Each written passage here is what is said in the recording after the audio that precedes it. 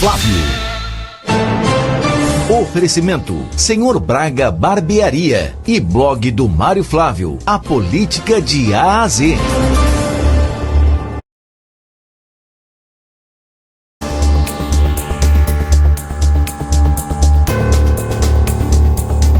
Muito bem, 7h15. Mário hoje destaca o desafio da governadora Raquel Lira na busca para a reeleição. Mário, bom dia para você.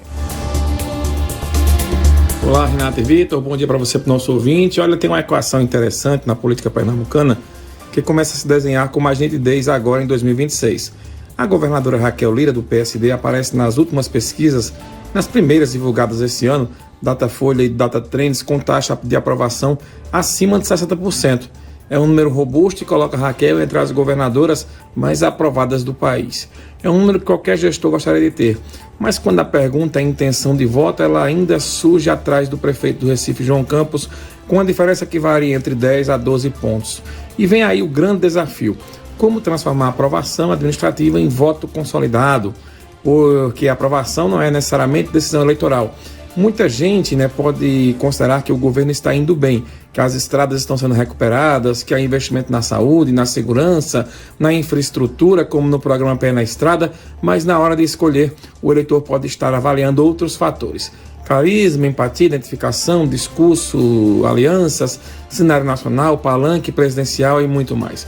Raquel governa todo o estado, João administra a capital, que tem forte peso simbólico e eleitoral, principalmente devido à influência na região metropolitana do Recife. E é uma diferença importante. Enquanto a governadora precisa dialogar com todas as regiões, com interesses muitas vezes conflitantes, o prefeito do Recife trabalha numa base urbana consolidada, com forte presença digital e uma comunicação muito eficiente, diga de passagem. Então, o que falta para Raquel converter esses mais de 60% de aprovação em voto? Primeiro, intensificar a conexão política com o eleitor. A aprovação técnica é uma coisa, voto, sentimento, é narrativa, é mobilização. Segundo, ampliar alianças. A eleição de 26 será decidida também pela capacidade de agregar prefeitos, deputados, lideranças regionais. E terceiro, nacionalizar ou estadualizar o debate. Essa é outra decisão estratégica. João Campos é assumidamente eleitor do presidente Lula. Raquel ainda não declarou apoio especificamente em nenhum outro candidato ou no próprio Lula. Há ainda um ponto relevante. Estamos falando de fotografia de momento. Campanha muda cenário, palanque muda cenário, debate também muda. E Pernambuco é um estado que costuma ser competitivo, imprevisível e altamente politizado. Se Raquel conseguir mostrar que os resultados do governo impactam diretamente a vida das pessoas, seja no bolso, na estrada, no hospital ou na escola, e transformar isso em discurso político, ela encurta essa distância ou talvez até ultrapasse João Campos. Caso contrário, pode continuar bem avaliada, mas sem liderar as intenções de voto. A eleição ainda não começou oficialmente, ainda falta um tempo, mas o jogo está sendo jogado. E nesse momento, o maior desafio da governadora não é governar, é converter a aprovação em preferência eleitoral.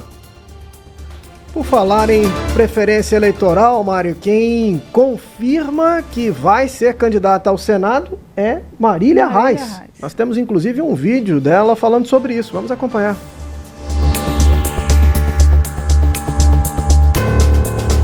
Hoje assumo a responsabilidade. Não tem volta atrás. Eu não tenho direito de fazer isso com mais de 40% da população de Pernambuco que quer que a gente esteja no Senado. Meu governador é João Campos, meu presidente é o presidente Lula. A gente precisa ter força para aguentar a pressão. E quem não tiver força para aguentar a pressão, fique dentro de casa. Quero que as minhas 3 filhas escutem mais na frente que a mãe dela foi e é uma política que tem posicionamento e que respeita o povo de Pernambuco, que respeita a esperança das pessoas. Olha, Renata e Vitor, essa fala aí da ex-deputada Marília Reis, neste fim de semana, mexe diretamente com o tabuleiro de 26. Ela foi clara: a pré-candidatura dela ao Senado é um caminho sem volta. E não é uma decisão tomada no vazio.